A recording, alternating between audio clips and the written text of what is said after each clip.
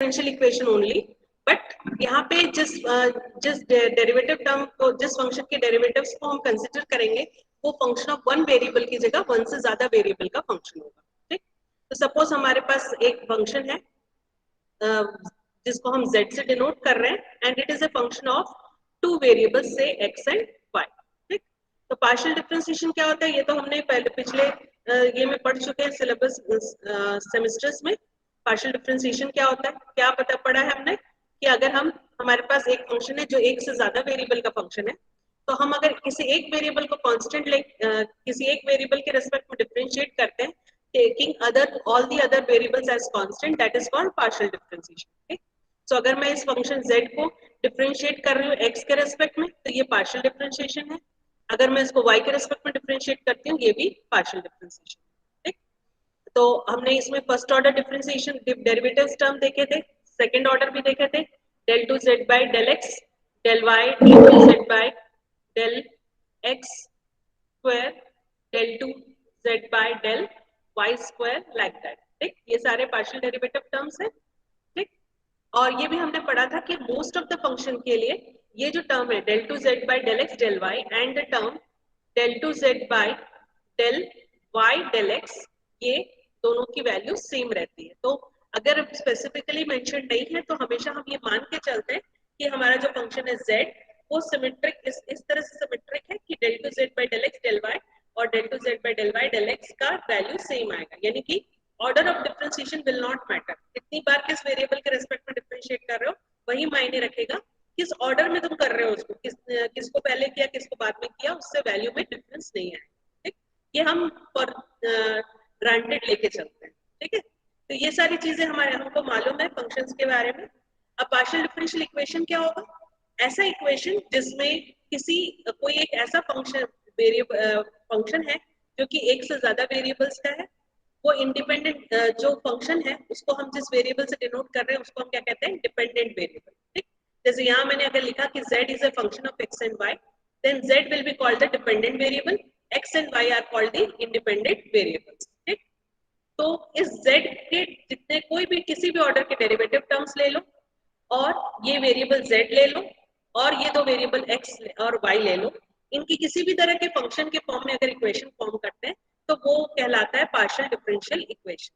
ठीक, यानी एक ऐसा इक्वेशन जिसमें क्या क्या हो सकते हैं, सबसे पहले हमारा जो डिपेंडेंट वेरिएबल है उसका कोई भी फंक्शन हो, जो इंडिपेंडेंट वेरिएबल है उसका कोई भी फंक्शन हो, उन दोनों का कोई भी फंक्शन के फॉर्म में रहे, या फिर जो हमारे डिपेंडेंट वेरिएबल है उसके डेरिवेटिव टर्म्स का कोई भी कॉम्बिनेशन हमारे पास रहे, तो उसको हम कहेंगे कि ये एक पार्शियल डिफरेंशियल इक्वेशन है, this is a partial differential equation. ठीक, तो पार्शियल डिफरेंशियल इक्वेशन के ऑर्डर्स होते हैं, मतलब किस तरह कितने डेरिवेटिव टर्म्स हैं, आपस में वो मल्टीप्लाइड है कि नहीं, इसके अकॉर्डिंग उनके टाइप ऑफ डिफरेंशियल इक्वेशन, जैसे तुमने डिफरेंशियल इक्वेशंस में पढ़ा था ना, फर्स्ट ऑर्डर होता है, हायर ऑर्डर होता है, लीनियर होता है, नॉन लीनियर होता है, वैसे ही पार्शियल में भी होता है। ठीक, तो जैसे जैसे हम सोल्यूशन में जिस पर्टिकुलर टाइप ऑफ इंटीग्रल्स को पढ़ेंगे तब मैं वहां पे तुम लोगों को बताती जाऊंगी कि ये किस और तरह का इक्वेशन है, पार्शियल डिफरेंशियल इक्वेशन। ठीक है, लेकिन इसको करने से पहले हम पहले ये सीखते हैं कि हम कैसे फॉर्म कर सकते हैं, अगर हमारे पास कोई एक ऐसा फंक्शन दिया हुआ है which is a function of more than one variable, तो उस फंक्शन से हम कैसे पार्शियल डिफरेंशियल इक्वेशन फॉर्म कर सकते हैं, ये हमको पहले सीखना है। Fifth semester, third semester, you are supposed to be going to the seminar hall ground floor, हम लोगों को तो यही बताया। एक मिनट,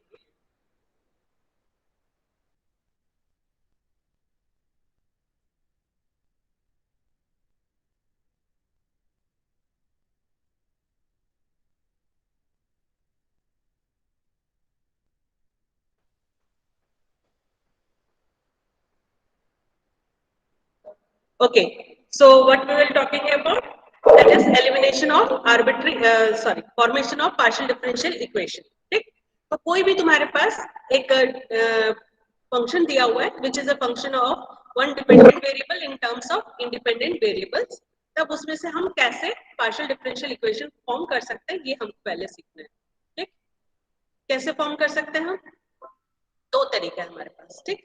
अगर हमारे पार्शियल डिफरेंशियल इक्वेशन में कुछ आर्बिट्री कांस्टेंट्स हैं, ऐसे कांस्टेंट जो कि इंडिपेंडेंट है, जिनको हटाया जा सकता है, उनको हम कहते हैं आर्बिट्री कांस्टेंट्स, ठीक है। तो कुछ आर्बिट्री अगर कांस्टेंट्स है तो उन आर्बिट्री कांस्टेंट्स को अगर तुम हटा दो फंक्शन में से बाय यूजिंग पार्शियल डिफरेंशिएशन, तो उससे तुम एक डिफरेंट पार्शियल डिफरेंशियल इक्वेशन बना सकते हो, ठीक। तो इसी को हमने क्या लिखा है, we can form the partial differential equation by elimination of arbitrary constants, ठीक। सेकेंड तरीका क्या है, by elimination of arbitrary functions. तुम्हारे जो तुमने जो फंक्शन लिया है उसमें अगर एक से ज्यादा जो तुम्हारे इंडिपेंडेंट या डिपेंडेंट वेरिएबल्स हैं, उनके टर्म्स में कुछ फंक्शंस दिए हुए हैं, आर्बिट्री फंक्शंस दिए हुए हैं, जिन फंक्शंस का पर्टिकुलर वैल्यू तुमको नहीं मालूम, ठीक। जैसे आर्बिट्री फंक्शन है, जैसे लिखा हुआ है function of f1 of x या f2 of x square by y, ठीक। ये किस तरह का फंक्शन है वो नहीं बताया गया, सिर्फ आर्बिट्री फंक्शंस दिए हुए हैं। तो उन आर्बिट्री फंक्शंस को भी हम पार्शियल डिफरेंशिएशन से हटा के और डिफरेंशियल इक्वेशन फॉर्म करते हैं, ठीक है। तो ये दो तरीके हैं जिनसे हम पार्शियल डिफरेंशियल इक्वेशंस फॉर्म कर सकते हैं। अब ये तो हो गया तुम्हारा थियरी पार्ट, थियरी कि कैसे करते हैं, प्रोसेस क्या है, ठीक। अब हमको इसको प्रैक्टिकली करके देखना है। तो इसका कोई हार्ड एंड फास्ट रूल या मेथड नहीं होता है, तुमको जस्ट क्या करना है, जो गिवन फंक्शन है उसको डिफरेंशिएट करते जाना है पार्शियली, और फिर देखना है कि उन जो पार्शियली डिफरेंशिएटेड टर्म्स है उनको यूज करके और गिवन इक्वेशन को यूज करके कैसे तुम एक नया इक्वेशन बना सकते हो जिसमें आर्बिट्री कांस्टेंट्स ना हो। अगर कांस्टेंट दिए हुए इक्वेशन में तो कांस्टेंट हटा दो, अगर फंक्शन दिए हुए हैं तो फंक्शन हटा दो, ठीक। तो पहले जो ये मैंने क्वेश्चन यहाँ पे लिखा है, ये वो डिफरेंशियल इक्वेशन है जिनको हम फॉर्म कर रहे हैं बाय एलिमिनेटिंग आर्बिट्री फंक्शंस, ठीक। क्वेश्चन एग्जाम में ऐसा हो सकता है कि क्वेश्चन में लिख दें बाय एलिमिनेटिंग आर्बिट्री कांस्टेंट्स, या फिर ना लिखें, ठीक। तो इसीलिए इसके ऊपर भरोसा मत करना, बस इक्वेशन को देखना। अगर उसमें तुमको कांस्टेंट टर्म्स दिख रहे हैं तो तुमको ये समझना है कि इन कांस्टेंट टर्म्स को कैसे हटाऊं, वो देखना है, कोशिश करना है। और अगर ये दिए हुए हैं, क्या बोलते हैं उसको, फंक्शंस दिए हुए हैं, तो उन फंक्शंस को हटाना है, ठीक है। तो हम देखते हैं किस तरह से करते हैं, ठीक। प्रोसेस इसका बहुत सिंपल है। सबसे पहले तो गिवन इक्वेशन को लिख लिया हमने, given z is equal to ax plus by plus a square plus b square, ठीक। ये इक्वेशन को लिख के रखें। अब सबसे पहला काम ये करना है कि जितने इंडिपेंडेंट वेरिएबल्स उनके रेस्पेक्ट में पहले एक एक बार तो डिफरेंशिएट करते हैं, ठीक।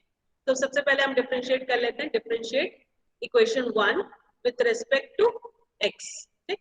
जहां मेंशन नहीं है तो वहां मोस्टली मान के चलते हैं कि z जो है वो डिपेंडेंट वेरिएबल है और x और y इंडिपेंडेंट है। जहां कुछ पर्टिकुलरली मेंशन नहीं है, ठीक है, वहां हम ये ग्रांटेड लेके चलते हैं, ठीक। तो जैसे तुम इसको डिफरेंशिएट करोगे x के रेस्पेक्ट में, वो बन जाएगा del z by del x, ठीक। इसका एक शॉर्टर नोटेशन हम यूज करते हैं, we denote generally this term del z by del x। मतलब अगर एक फंक्शन है जो कि सिर्फ दो ही वेरिएबल का फंक्शन है, तब उसका जो फर्स्ट वेरिएबल के रिस्पेक्ट में फर्स्ट ऑर्डर डेरिवेटिव होता है, यानी del z by del x, उसको हम स्मॉल p से डिनोट कर लेते हैं। ये नोटेशन है, ठीक। जस्ट नोटेशन है कि अगर del z by del x लिखा है तो हम उसको किससे डिनोट कर लेंगे, p से, ठीक। तो p यानी कि del z by del x क्या आ जाएगा वैल्यू, इस इक्वेशन को हमको डिफरेंशिएट करना है x के रिस्पेक्ट में। Can anybody tell me what will be the differentiation? क्या आएगा डिफरेंशिएट करके? हाँ, a आएगा, क्योंकि हम x के रिस्पेक्ट में जब डिफरेंशिएट करेंगे y तो कांस्टेंट हो जाएगा, तो ये टर्म भी कांस्टेंट हो गया, ये दोनों भी कांस्टेंट हो गए, तो इसका डेरिवेटिव डिफरेंशिएशन करेंगे तो सिर्फ बचेगा हमारे पास a, ठीक। तो हमको p की वैल्यू यानी कि जो पहला कांस्टेंट है a, इसकी वैल्यू हमको यहाँ से मिल गई, ठीक। तो यहाँ से हमको पता चल गया a की वैल्यू क्या है, a की वैल्यू क्या मिल गई हमको, p। अब वैसे ही हम डिफरेंशिएट कर लेंगे with respect to y, differentiate equation 1 with respect to y, और del z by del y मिलेगा हमको। del z by del y को हम डिनोट करते हैं q से। This is your first day, so I am allowing all the students who are joining this late, but afterwards I will not allow after 10:05, ठीक। पहला lecture अगर है तुमको 10:05 तक ज्वाइन करना है, 10:05 के बाद जो ज्वाइन करेगा मैं उसको अलाउ नहीं करूंगी, ठीक है। Okay, let us continue. So q del z by del y की वैल्यू क्या आ जाएगी, B. Tell me. B. B आएगी, वही बॉब मेथड है। हाँ, तो हमको यहाँ से दूसरे कांस्टेंट की वैल्यू भी मिल गई। v इज इक्वल टू क्या बन गया, q। ये याद रखना, ये q कांस्टेंट नहीं है, ये नोटेशन है। ये नोटेशन क्या डिनोट कर रहा है, partial differentiation of the dependent variable with respect to the second variable. ठीक, यहाँ पे फर्स्ट के रिस्पेक्ट में किया तो उसको p से डिनोट किया, जब सेकंड के रिस्पेक्ट में किया तो उसको q से डिनोट किया। ठीक, तो हमको एक्चुअली यहाँ से डायरेक्टली दोनों कांस्टेंट की वैल्यू मिल गई। ठीक, तो मुझे इस इक्वेशन में से इस कांस्टेंट को हटाना था, तो मैं सिंपली क्या करूंगी, ये इक्वेशन 2 और 3 को इक्वेशन 1 में सब्स्टिट्यूट कर लूंगी। So if I substitute equation 2 and 3 in 1, I will get z is equal to p into x plus q into y plus p square plus q square। ठीक, तो मुझे एक ऐसा इक्वेशन मिल गया जिसमें डिपेंडेंट वेरिएबल है, इंडिपेंडेंट वेरिएबल्स हैं और उनके डेरिवेटिव है, कोई भी कांस्टेंट नहीं है। ठीक, तो ये जो इक्वेशन बना ये एक पार्शियल डिफरेंशियल इक्वेशन है। अगर पी क्यू से नोटेशन में अगर कंफ्यूजन हो तो एक बार इसको इस तरह से भी लिख लेते हैं हम लोग, x into del z by del x plus y into del z by del y plus del z by del x whole square plus del z by del y whole square. ठीक, तो ये जो differential equation बना, ये इसका order जो है वो 1 है, क्योंकि यहाँ पे जो डेरिवेटिव्स हैं उनको हम एक मतलब जो इंडिपेंडेंट वेरिएबल उसको एक ही बार डिफरेंशिएट करके हम टर्म्स को लाए थे, यानी इनका ऑर्डर कितना है, 1। Order of this differential equation is 1 and it's degree is 2। क्यों, क्योंकि यहाँ पे जो डेरिवेटिव टर्म्स थे, हाईएस्ट ऑर्डर डेरिवेटिव टर्म जो होता है उसका जो पावर होता है उसको हम उस इक्वेशन की डिग्री मानते हैं। ठीक, तो यहाँ पे हाईएस्ट ऑर्डर जो है वो तो 1 ही है, हाईएस्ट ऑर्डर टर्म का हाईएस्ट डिग्री कितना आ रहा है, 2 आ रहा है, तो इस डिफरेंशियल इक्वेशन का पार्शियल डिफरेंशियल इक्वेशन की डिग्री हो गई 2। ठीक, तो हमने गिवन फंक्शन से पार्शियल डिफरेंशियल इक्वेशन फॉर्म कर लिया। ठीक, बहुत सिंपल मेथड, सिंपल था। किसी को कोई डाउट है इसमें, समझ में आया क्या किए? No, ma'am. Yes, Okay, so let us continue. चलो एक और क्वेश्चन मैं बताती हूँ इसमें सोल्यूशन इसका। ठीक, क्वेश्चन वही है, form the differential equation, form the partial differential equation for this function. तो यहाँ पे देखो 3 कॉन्स्टेंट्स हैं, एक a है, एक b है और एक अल्फा है। ठीक, अब यहाँ पे हम देखेंगे कि आर्बिट्री कांस्टेंट में और दूसरे कांस्टेंट में क्या डिफरेंस होता है। ठीक, तो सबसे पहले प्रोसेस हमारा वही रहेगा, गिवन इक्वेशन को लिखो और फिर उनका फर्स्ट ऑर्डर डेरिवेटिव सबसे पहले निकालो। ठीक, सो गिवन इक्वेशन को लिखते हैं, given x minus a whole square plus y minus b whole square is equal to z square cot square alpha. Put it equation number 1. Let us differentiate this equation with respect to x. x के respect में differentiate कर रहे हैं हम, again वही मान के चलेंगे, x और y इंडिपेंडेंट है और z डिपेंडेंट है। ठीक, तो x के रिस्पेक्ट में डिफरेंशिएट करोगे तो ये फर्स्ट टर्म डिफरेंशिएट होकर आएगा 2 into x minus a। Second term का डिफरेंशिएशन हो जाएगा 0, क्योंकि y भी कांस्टेंट हो गया, b भी कांस्टेंट हो गया, इज इक्वल टू पहले z स्क्वायर का डिफरेंशिएट करेंगे आएगा 2z, फिर z का डिफरेंशिएशन ले लेंगे x के रिस्पेक्ट में तो आएगा 2z del z by del x, और cot स्क्वायर अल्फा तो कांस्टेंट है तो उसको ऐसे सच रहने देते हैं, cot स्क्वायर अल्फा। ठीक, तो यहां से आपको इक्वेशन मिल रहा है x minus a is equal to z into p into cot square alpha. ठीक, तो यहां से मुझे x a की वैल्यू नहीं मिल के सीधा मुझे x माइनस a की वैल्यू मिल गई। अब देखो तुम्हारे जो गिवन इक्वेशन है उसमें जहां पे भी x आ रहा है वो x माइनस a के फॉर्म में ही, एक ही टर्म है जो कि x माइनस a के फॉर्म में, इसको रीराइट करके a की वैल्यू निकालने की जरूरत नहीं है, हम डायरेक्टली क्या करेंगे x माइनस a को ही रिप्लेस कर लेंगे। ठीक, तो यहाँ से हमको इक्वेशन नंबर 2 मिल गया। अब वैसे ही फिर से डिफरेंशिएट करते हैं इक्वेशन को विद रिस्पेक्ट टू y, तो हमको इक्वेशन मिल रहा है 2y minus b is equal to 2z del z by del y cot square alpha. ठीक, that is we are again getting this one y minus B is equal to z q, क्योंकि del z by del y को हम q से denote करते हैं, into cot square alpha. ठीक, तो यहाँ से y माइनस बी भी मिल गया, तो b भी हट जाएगा हमारे इक्वेशन से, अगर हम इस इक्वेशन 3 को इक्वेशन 1 में पुट कर लेंगे तो। ठीक, लेकिन अब तुम एक चीज ध्यान से देखो, मुझे a की वैल्यू चाहिए, तो मैं एक बार डिफरेंशिएट की तो मुझे यहाँ से a की वैल्यू मिल गई। ठीक, दो बार डिफरेंशिएट किया तो y के रेस्पेक्ट में एक बार डिफरेंशिएट किया तो यहाँ से b की वैल्यू मिल गई। लेकिन मैं इसको कितनी भी बार डिफरेंशिएट करूं, मुझे कॉट स्क्वायर अल्फा की वैल्यू नहीं मिलने वाली। ठीक, क्यों? अगर सपोज मैं इसको फिर से डिफरेंशिएट करूंगी तो यहाँ मुझे मिलेगा 1 इज इक्वल टू एक लंबा सा टर्म आ जाएगा।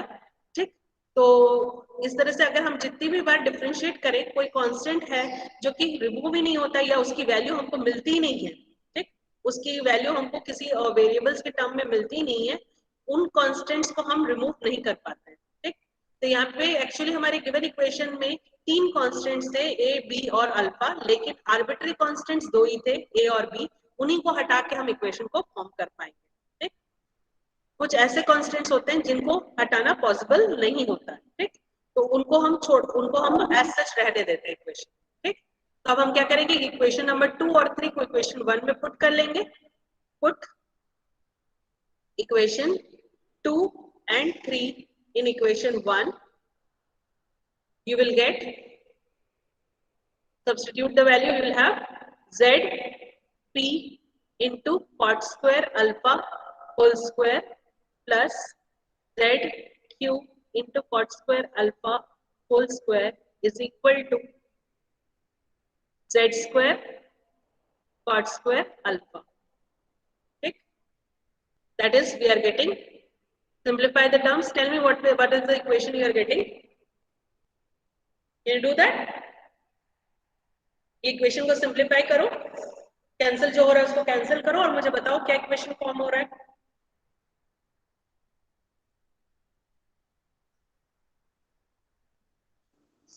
Do that first. Yes.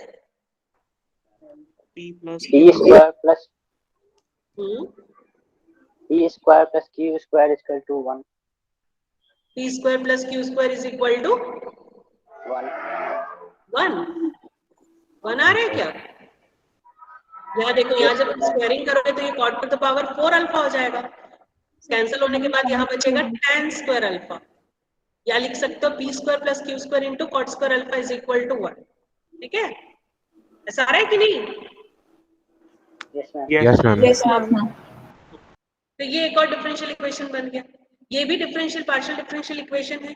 इसमें हमारे पास इंडिपेंडेंट वेरिएबल और डिपेंडेंट वेरिएबल नहीं दिख रहे तो भी चलेगा। ठीक, पार्शियल डिफरेंशियल इक्वेशन अगर बोल रहे हैं तो उसमें ये जरूरी है कि डेरिवेटिव टर्म्स हो, लेकिन ये कोई फिक्स रूल नहीं है कि इंडिपेंडेंट वेरिएबल और डिपेंडेंट वेरिएबल भी होना ही चाहिए। ठीक, ऐसे भी डिफरेंशियल इक्वेशन फॉर्म होंगे जिनमें डिपेंडेंट वेरिएबल या इंडिपेंडेंट वेरिएबल या दोनों ही ना रहे।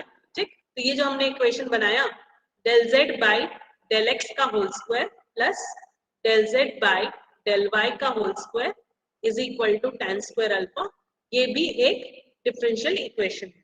ठीक, इस डिफरेंशियल इक्वेशन का भी ऑर्डर कितना आ रहा है, क्या आएगा इस डिफरेंशियल इक्वेशन का ऑर्डर बताओ? 1 और इसका डिग्री 2। ठीक, क्लियर है सबको? चलो एक और हम क्वेश्चन देख लेते हैं कांस्टेंट वाला, फिर हम लोग फंक्शन रिमूव करने वाले क्वेश्चन देखेंगे।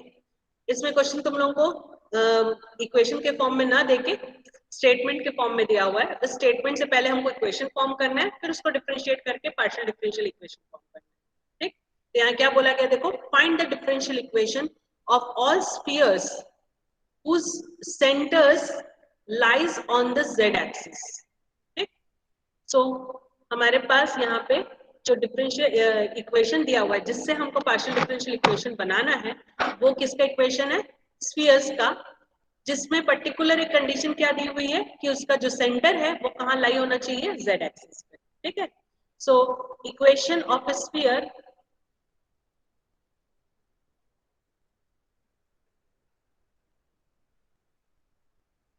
या equation of family of sphere को लिख सकते हैं, equation of sphere with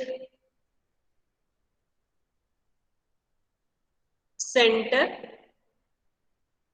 at z-axis and fixed radius r, ठीक। सेंटर अगर z एक्सिस पे है, ठीक, इसको हम लोग को फैमिली ऑफ सर्कल्स बोल रहे हैं, तो यानी यहाँ पे हमको पर्टिकुलर एक सेंटर नहीं देगा, ठीक। सेंटर की वैल्यू कांस्टेंट रहेगी, लेकिन वो कांस्टेंट की वैल्यू यहाँ आर्बिट्री हमको लेनी पड़ेगी, ठीक। तो बता सकते हो मुझे कि अगर हमारा सेंटर z एक्सिस पे है और उसका x एक्सिस और y एक्सिस कोई फिक्स नहीं है, कोई भी दो कांस्टेंट वैल्यू ले लें, तो हम क्या बोलेंगे, उसका जो सेंटर है उसके कोऑर्डिनेट्स क्या आएंगे?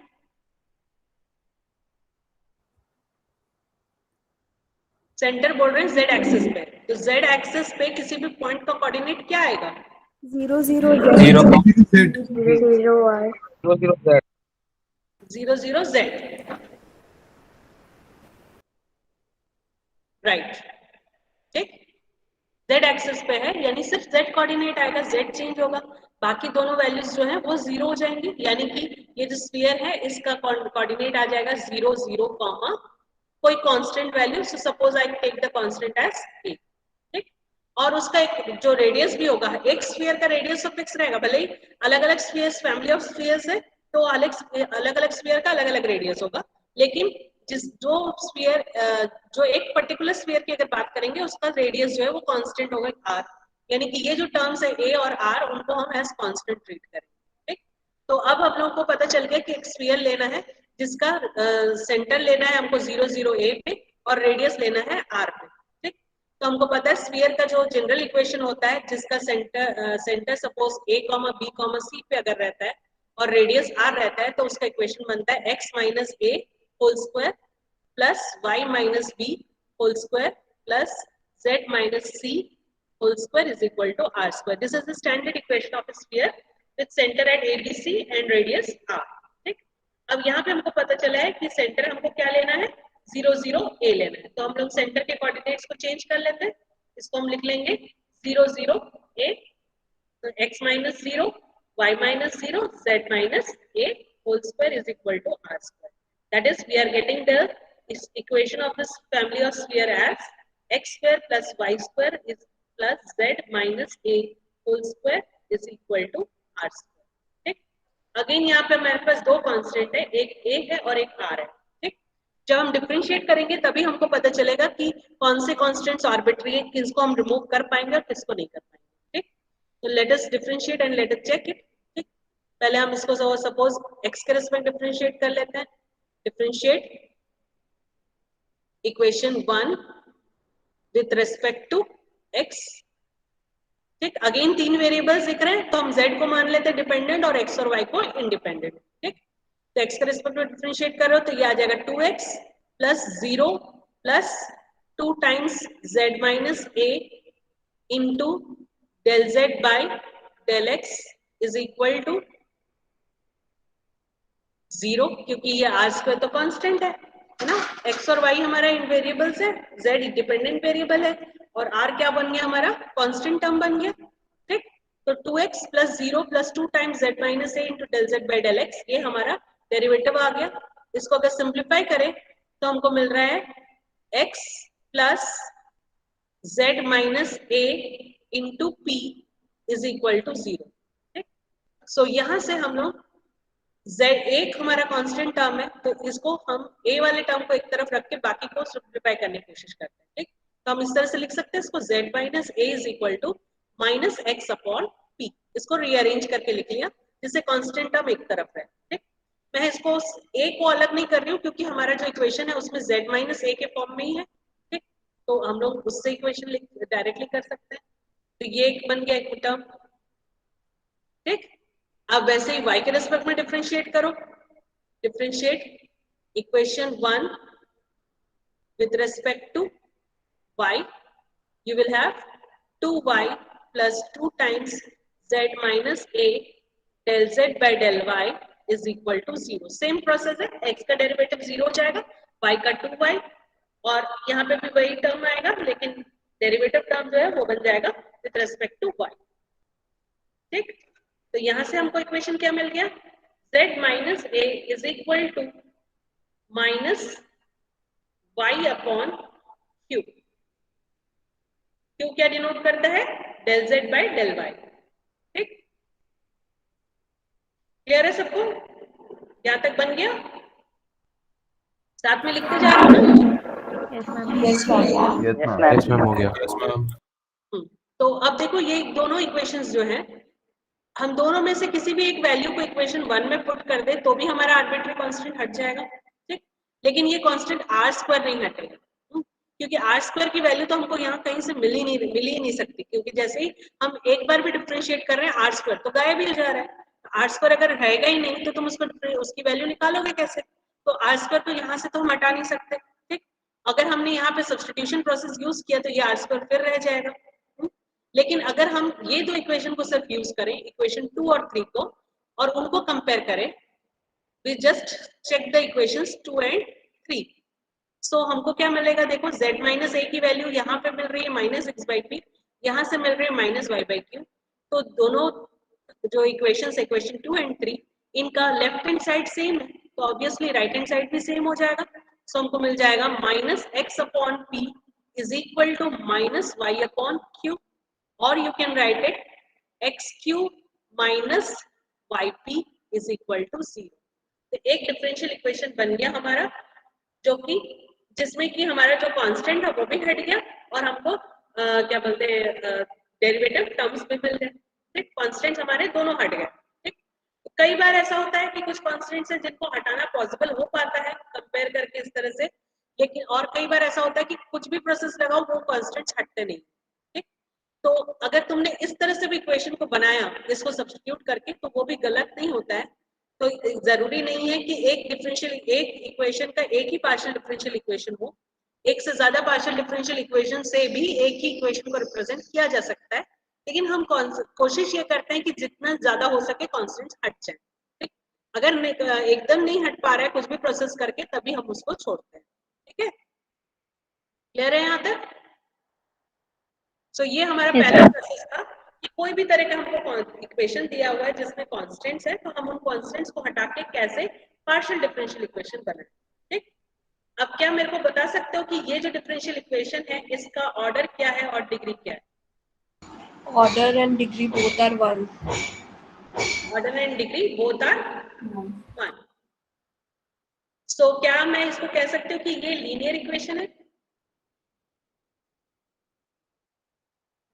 Is this equation linear?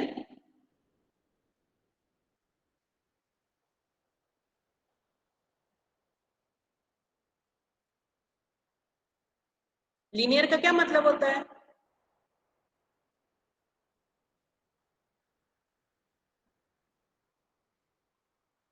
No one? Linear का एक्चुअली तुम लोग जनरली एक मतलब पढ़ते हो, लीनियर मतलब हम मानते हैं जिसकी डिग्री 1 है।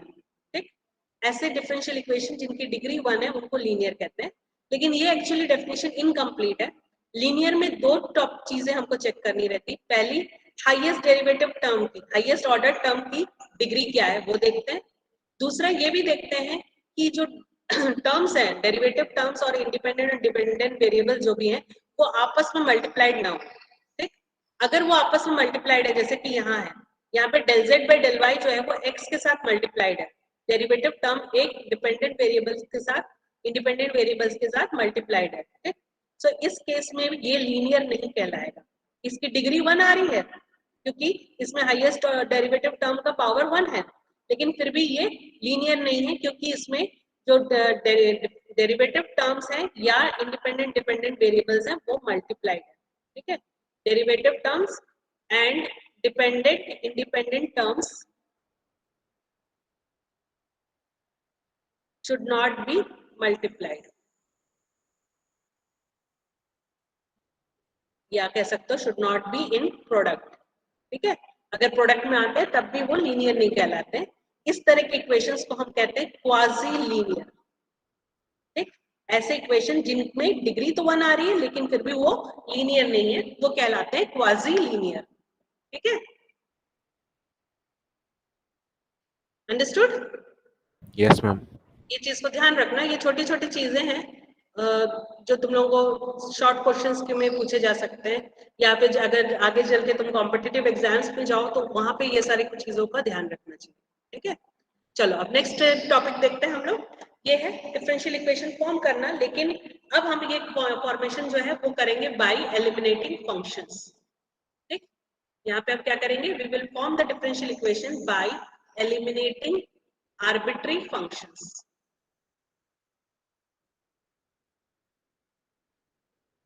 प्रोसेस एक्चुअली ज्यादा डिफरेंट नहीं है, बस एक ही चेंज है इसमें। जब कांस्टेंट रहते हैं ना तो हमको जस्ट देख के पता नहीं चलता है कि हमको ये जो डिफरेंशिएशन है वो कितने डिग्री ऑर्डर तक के करना है। मोस्टली फर्स्ट ऑर्डर में मिल जाता है, लेकिन जरूरी नहीं है कि फर्स्ट ऑर्डर में कंप्लीट हो। ठीक, और वो चीज हमको कर करके ट्राई कर करके ही देखनी पड़ती है कि अगर कांस्टेंट्स हैं तो कितने डेरिवेटिव्स निकालने के बाद मुझे उस कांस्टेंट की वैल्यू मिल रही है। ठीक, लेकिन जब आर्बिट्री फंक्शंस आ जाते हैं तो ये फिक्स्ड हो जाता है कि जितने आर्बिट्री फंक्शंस हैं उतना उस पार्शियल डिफरेंशियल इक्वेशन का ऑर्डर बनेगा। ठीक, यानी कि अगर एक फंक्शन है आर्बिट्री फंक्शन, तो ये जो फंक्शन है इससे जो पार्शियल डिफरेंशियल इक्वेशन बनेगा उसका ऑर्डर 1 ही आएगा। ठीक, यानी कि हमको डिफरेंशिएट करते वक्त उसको सिर्फ फर्स्ट ऑर्डर डेरिवेटिव्स तक ही डिफरेंशिएट करना रहेगा। अगर एक से ज्यादा फंक्शंस हो गए, यानी सपोज 2 फंक्शंस हो गए, तो डिफरेंशियल इक्वेशन भी हमको सेकंड ऑर्डर का मिलेगा। तब हम इस इक्वेशन को 2 बार डिफरेंशिएट करेंगे, उसके बाद ही कोशिश करेंगे कि हम रिलेशन फाइंड आउट करें। ठीक, तो ये डिफरेंस है हमारे कांस्टेंट में और फंक्शंस में। कांस्टेंट में आर्बिट्री रहता है, कुछ पता नहीं रहता, हमको हम कर करके देखना रहता है, लेकिन फंक्शंस में फिक्स्ड रहता है। एक फंक्शन है तो पार्शियल डिफरेंशियल इक्वेशन का ऑर्डर 1 ही आएगा, 2 फंक्शन है तो पार्शियल डिफरेंशियल ऑर्डर इक्वेशन का ऑर्डर 2 ही आएगा, 3 है तो 3 ही आएगा, ऑर्डर लाइक दैट। ठीक है, so let us try this one. Process will be the same. We will start in the similar way. We'll write the given equation. Z is equal to f of x square plus y square plus x plus y. ठीक, अब हम इसको differentiate करेंगे। Differentiate equation 1 with respect to x.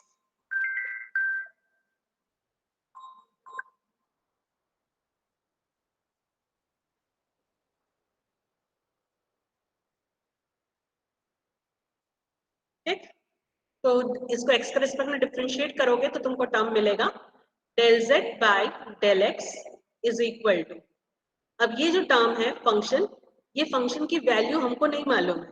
ठीक, ये function किस term का है, टर्म जो है वो है x square plus y square, लेकिन ये फंक्शन क्या है, is it x square plus y square whole square, और is it tan of x square plus y square, और is it any other function of x square y square, वो defined नहीं है। ठीक, तो ऐसे में जब हम डिफरेंशिएट करते हैं तो हम क्या करते हैं, जिस टर्म का ये फंक्शन है पहले उसी टर्म के रिस्पेक्ट में डिफरेंशिएट करते हैं। मतलब हम मान लेते हैं let u is equal to x square plus y square, तो ये क्या बन गया f ऑफ u। ठीक, f ऑफ u को जब हम u के रिस्पेक्ट में डिफरेंशिएट करते हैं df बाय du, तो उसको हम डिनोट करते हैं f डैश से। ठीक, तो पहला टर्म जो है हम जब डिफरेंशिएट कर रहे हैं, यानी कि हम f को अभी किसके रिस्पेक्ट में डिफरेंशिएट करना चाहते हैं, x के रिस्पेक्ट में, उसमें हमको चेन रूल लगाना रहता है।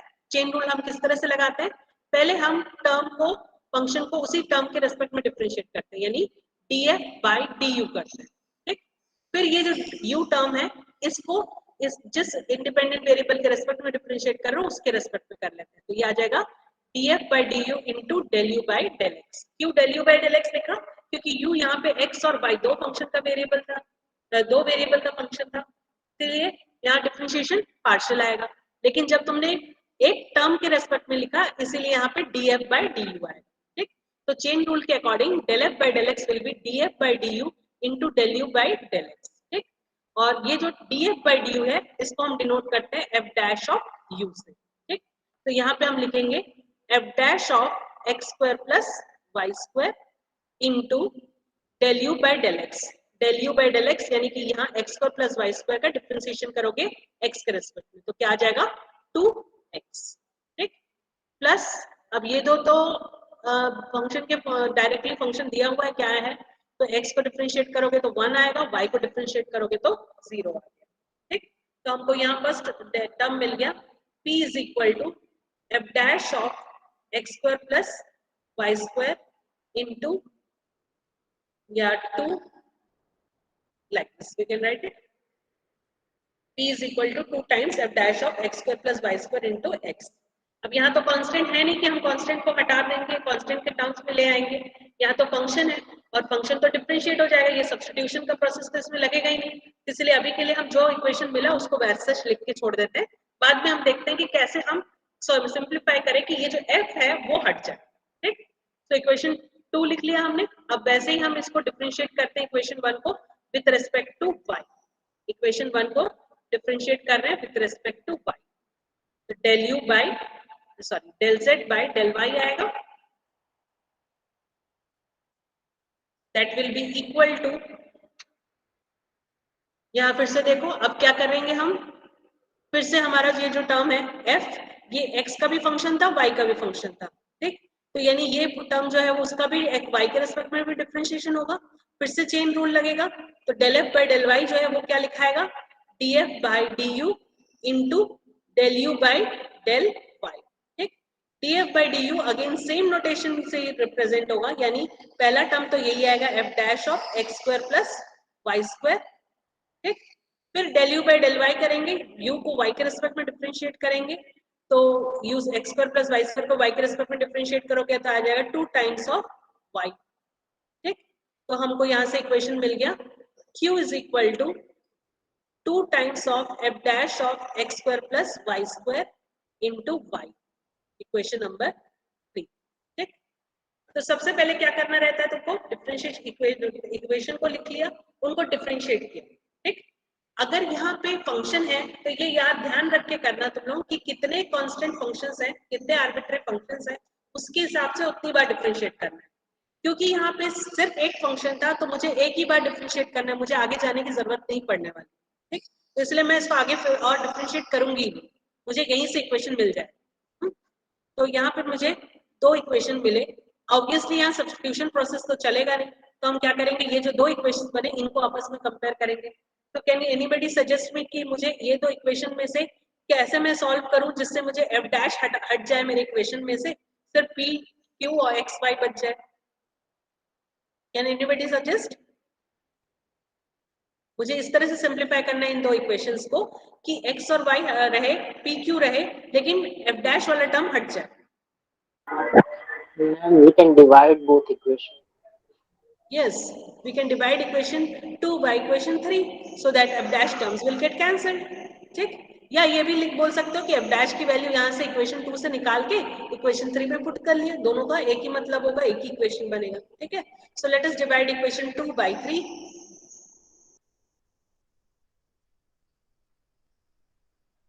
You will get p upon q is equal to 2 times f dash of x square plus y square into x upon 2 times f dash of x square plus y square into y. ठीक, जो common part है वो cancel out हो गया, हमारे पास अब equation बन गया p y minus q x is equal to 0. ये हमारे डिफरेंशियल इक्वेशन का गिवन इक्वेशन फंक्शन का डिफरेंशियल इक्वेशन बन गया. ठीक, समझ में आया है? मैम हाँ बोलो. मैम इसमें +1 कहाँ गया? +1 भी था क्या? Oh yes, sorry, I have forgotten about it. Okay, take it +1 also ना. हाँ, तो इस केस में हम लोग डिफरेंशिएट नहीं कर पाएंगे, है ना, तो यहाँ पे आपको सब्स्टिट्यूट करना पड़ेगा. ओह, ग्रेट मिस्टेक. +1 को हमने छोड़ दिया, तो क्या होगा, ये इक्वेशन 1 में भी +1, सॉरी इक्वेशन 2 में भी +1 था और इक्वेशन 3 में भी एक +1 आएगा क्योंकि x प्लस वाई था ना. ठीक, तो ऐसा आ रहा है. ठीक, तो इस केस में अब डायरेक्टली डिवाइड करेंगे तो कैंसिल आउट तो होगा नहीं, तो क्या करते हैं हम लोग, ये इक्वेशन जो 2 है इसको रीअरेंज करके f dash of x square plus y square की वैल्यू निकाल लेते हैं, उसको इक्वेशन 3 में पुट कर लेते हैं. ठीक है, तो ये जो इक्वेशन है इसको हम ऐसा रीअरेंज कर सकते हैं, f dash of x square plus y square is equal to, सबसे पहले ये 1 को इधर लेके गए, p माइनस 1 आया और इसका जो coefficient f dash of x square plus y square उससे डिवाइड हो जाएगा. तो इक्वेशन 2 को हम रीअरेंज करके ऐसा लिख सकते हैं p माइनस 1 अपॉन 2x. इसको अब इक्वेशन 3 में पुट कर substitute, equation f dash of x square plus y square from 2 in 3। ठीक, तो क्या मिलेगा हमको? Q is equal to 2 times P minus 1 upon 2x into y plus 1। ठीक, सिंप्लीफाई करके लिखेंगे इसको।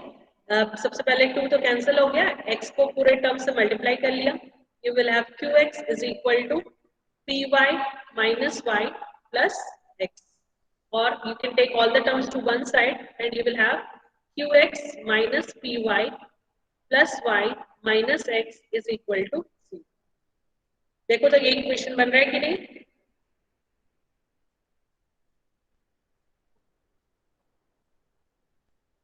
हो गया? Yes ma'am. नेक्स्ट आ जाते हैं हम लोग नेक्स्ट इक्वेशन में।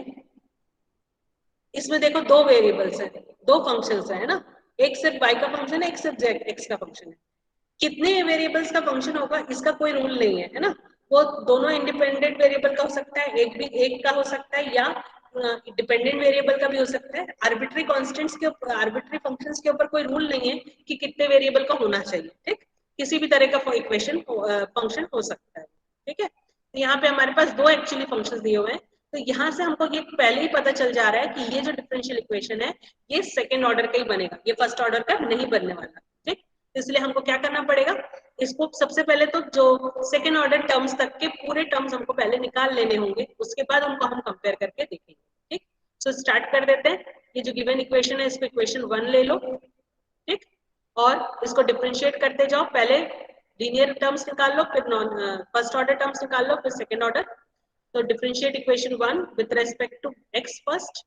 You will have del z by del x is equal to 2x f of y, क्योंकि f of y जो है वो सिर्फ y का फंक्शन है, तो जब तुम x के रिस्पेक्ट में डिफरेंशिएट करोगे this will be treated as constant. ठीक, प्लस यहाँ पे y स्क्वायर कांस्टेंट है और g ऑफ x का फंक्शन है, तो g ऑफ x को x के रिस्पेक्ट में डिफरेंशिएट करोगे तो आ जाएगा g डैश ऑफ x। क्योंकि ये सिर्फ x का फंक्शन है इसीलिए ये जो डिफरेंशिएशन है ये पार्शियल ना होके कंप्लीट डिफरेंशिएशन हो गया, इसलिए इसको हम क्या लिख ले रहे हैं, g डैश ऑफ x, यानी ये हम लिख रहे हैं dg by dx। del g by del x नहीं लिख रहे हैं क्योंकि ये सिर्फ x का फंक्शन। ठीक, ये टर्म आ जाएगा हमारे पास, put it equation number 2। Again differentiate equation 1 with respect to y। ये जो del z by del x इसको किससे डिनोट करते हैं, p से, और del z by del y जो हमको मिलेगा उसको हम किससे डिनोट करेंगे, q से। तो q की वैल्यू हमको मिल रही है 2, पहले x स्क्वायर फर्स्ट टर्म का डिफरेंशिएशन आएगा x square into F dash of y। क्यों? क्योंकि x स्क्वायर तो कांस्टेंट है, हम जब q के y के रिस्पेक्ट में डिफरेंशिएट करेंगे, और f ऑफ y सिर्फ y का फंक्शन है इसलिए डिफरेंशिएशन आ जाएगा f dash of y, plus y square को डिफरेंशिएट किए तो आ जाएगा 2y, और g ऑफ x यहाँ पे कांस्टेंट हो जाएगा क्योंकि x का फंक्शन है। ठीक, तो ये हमारा इक्वेशन नंबर 3 बन गया, फर्स्ट ऑर्डर डेरिवेटिव्स मिल गए। ठीक, अब इस देखो यहीं से तुम लोग को समझ में आ जाएगा कि क्यों ऐसा हो रहा है कि हमको सेकंड ऑर्डर तक जाना पड़ेगा। यहाँ पे जब तुम टर्म्स को देख रहे हो, ये इसमें एक f ऑफ y है, एक g डैश है, यहाँ पे f डैश है और g ऑफ x है। ठीक, तो हम किसी भी टर्म्स में से इस तरह से रिप्लेस नहीं कर पाएंगे कि सारे जो आर्बिट्री फंक्शंस है और उनके डेरिवेटिव्स है सब हट जाए। ठीक, किसी भी तरह से अगर हम इसको करने की कोशिश करेंगे तो कोई ना कोई फंक्शन और या उसका डेरिवेटिव छूट जाएगा हमारे पास। ठीक, इसलिए हमको यहाँ पे क्या करना पड़ेगा, जैसे एक से ज्यादा फंक्शन आए तो हमको एक से ज्यादा बार डिफरेंशिएट करना पड़ेगा। ठीक, तब हम सेकंड ऑर्डर डेरिवेटिव्स निकालेंगे। सबसे पहले निकाल लेते हैं del 2z by del x square. कैसे निकालेंगे, इक्वेशन 2 को अगर हम फिर से x के रिस्पेक्ट में डिफरेंशिएट करेंगे तो हमको del 2z by del x square मिलेगा। तो let us differentiate equation 2 with respect to x। ठीक, तो यहाँ से हमको मिलेगा del 2z by del x square. ठीक, सेकेंड ऑर्डर डेरिवेटिव टर्म्स तक के लिए हमारे पास शॉर्ट नोटेशंस मालूम है। जैसे हमने फर्स्ट ऑर्डर टर्म्स को p और q से डिनोट किया, सेकेंड ऑर्डर का जो फर्स्ट टर्म है यानी del 2z by del x square, इसको हम डिनोट करते हैं r से। ठीक, तो r बन गया हमारा del two z by del x square. कैसे मिल रहा है हमको? इस इक्वेशन को हम x के रिस्पेक्ट में डिफरेंशिएट करेंगे।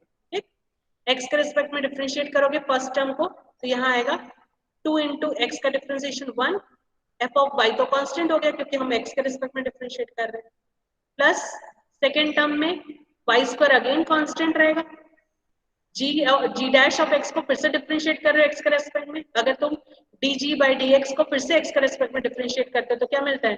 D square g by d x square, second order term, उसको हम क्या से डिनोट कर लेते हैं? G double dash of x से, तो इसका डिफरेंशिएशन हो गया g double dash of x. ठीक, तो ये आ गया हमारे पास आर की value.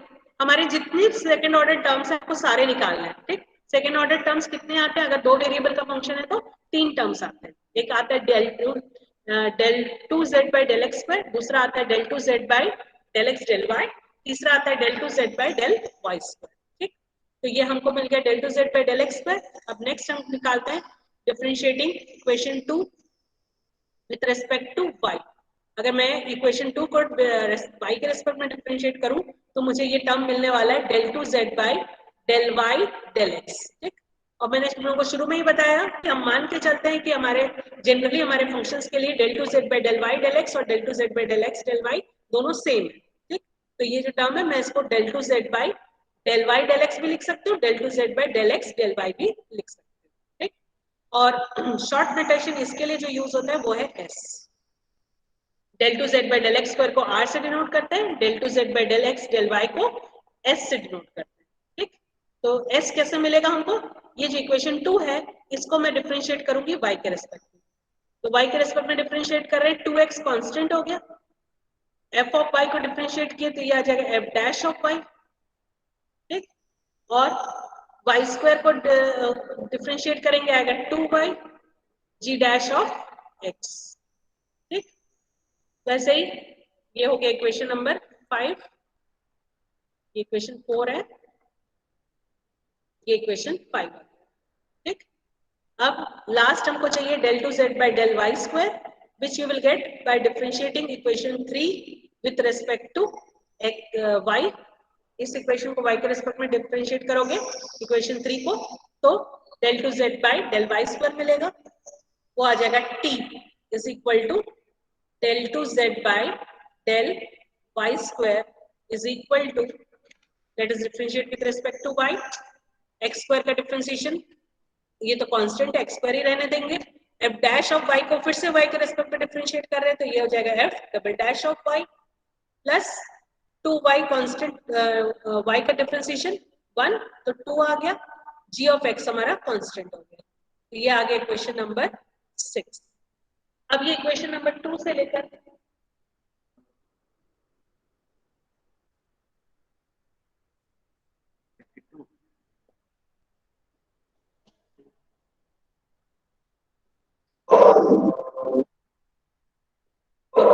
So del two z by del y square की वैल्यू हो गई x square into f double dash of y plus 2 g of x.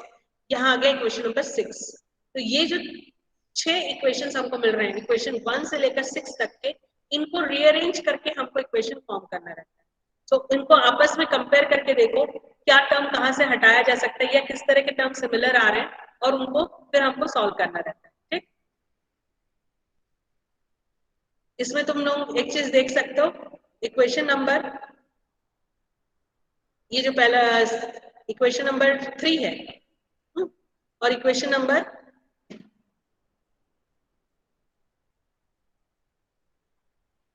2 है। इक्वेशन 3 को अगर x से मल्टीप्लाई करें और नहीं सॉरी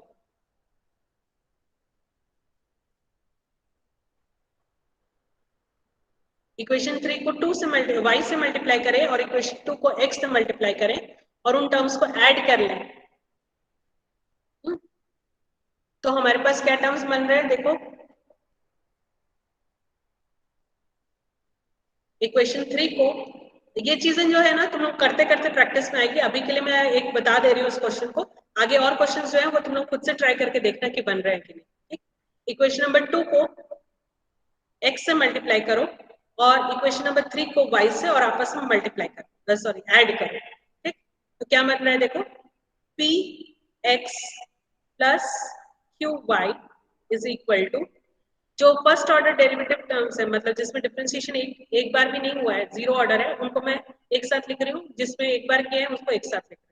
तो ये जो टर्म है ये बन जाएगा तुम्हारे पास 2x² f of y plus y² g of x। ये दो टर्म्स को मैंने एक साथ लिखा पहले, ये दो टर्म्स, इसको x से मल्टीप्लाई किया, इसको y से मल्टीप्लाई किया, ऐड किया, ठीक। अब नेक्स्ट दो टर्म्स जो है उसमें इसको x से मल्टीप्लाई करोगे तो एक्स वाई कॉमन ले लेते हैं, यहाँ आएगा x इंटू वाई स्क्वायर, यहाँ आएगा y into x square, x y common आ गया, यहाँ बच गया y g dash of x plus x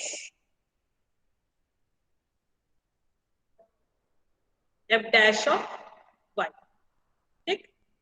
अब ये चीज देखो, इक्वेशन नंबर 1 को अगर चेक करो तुम लोग तो ये x² fy plus y² gx की वैल्यू क्या होती है, z होती है फ्रॉम इक्वेशन 1, ठीक। और अगर इक्वेशन नंबर 5 को देखो, इसमें से 2 को कॉमन ले लें तो x f dash y plus y g dash x, उसकी वैल्यू आ जाएगी s अपॉन 2, ठीक। वो दोनों वैल्यूज को यहाँ हम लोग पुट कर लेते हैं, you will gate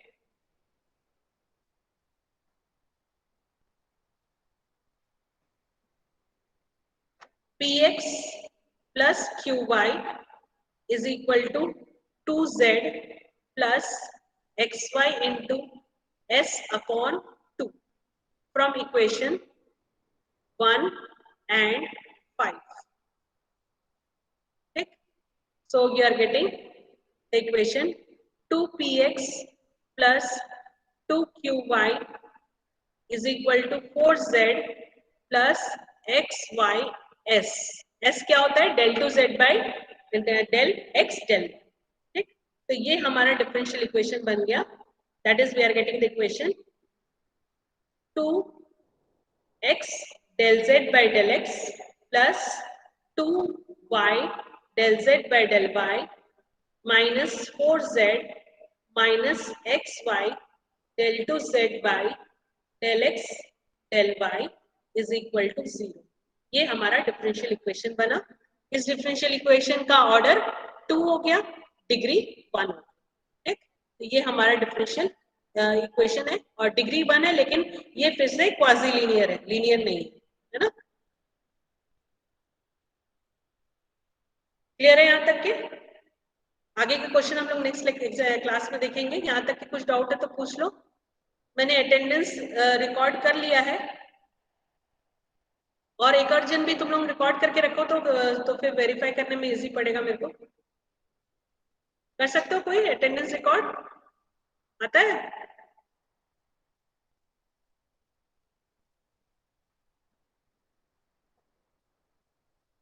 Tell me students, do you know how to record attendance? Anyone?